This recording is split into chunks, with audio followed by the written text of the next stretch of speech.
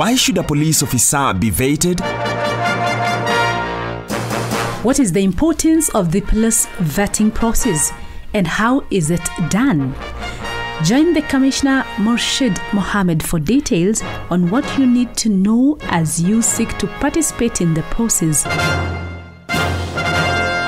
Why are you undertaking the vetting process, Mr. Commissioner? It is a requirement of the law that all police officers must undergo vetting for them to be able to continue serving in the revamped National Police Service. Its real objective is to build public confidence and trust in the National Police Service. Is vetting basically the interview? No, it is not. Vetting is a process. It starts off with a scrutiny of the officer's personnel records to see if there are any professional issues that have been captured in those records. We also receive complaints from the public to determine the officer's integrity or lack thereof, and at the same time to see if the police officer is guilty of any gross human rights abuses. We also scrutinize the information provided by the officer in terms of his financials, in order to determine whether the wealth status of the police officer is commensurate with his known and disclosed sources of income. How do you then determine the competence of a police officer?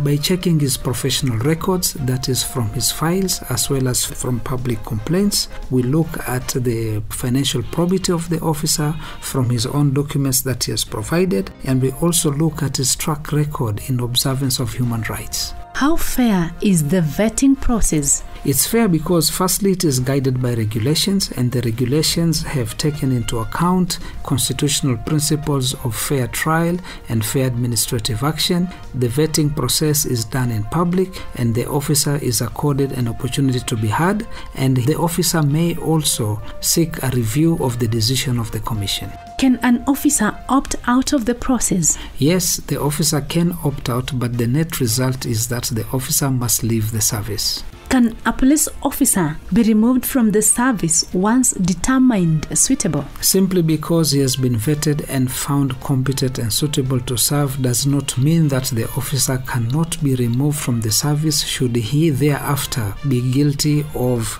disciplinary offense which warrants the officer's removal. What is your reaction as an officer who has undergone vetting process? We spoke to Jonas Kavoi, AIG Commandant Security of Government of Kenya Buildings Unit. Before I went for the interview, there were some information which were not clear, which we are saying that there will be tough questions, you might lose your job.